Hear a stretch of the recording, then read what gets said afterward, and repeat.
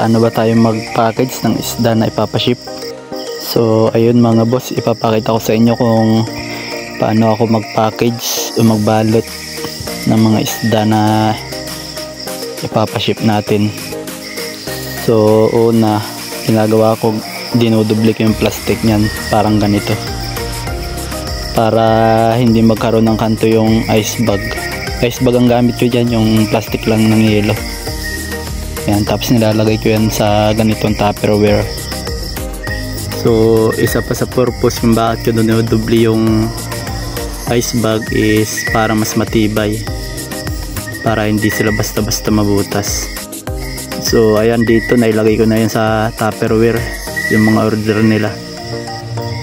Tapos nilalagyan ko lang yung pre-sticker natin. Tapos syempre pagtapos nyan, tatakpan natin syempre yan.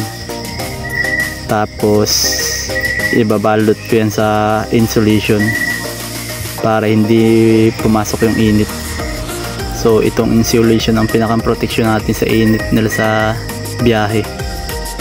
Pag meron kasing ganito, pang prevent yan sa sobrang init eh. Tapos ito na yung ating finished product, meron na yung bubble wrap. Tapos last yan, nilalagyan ko yan ng sticker natin, yung refund policy.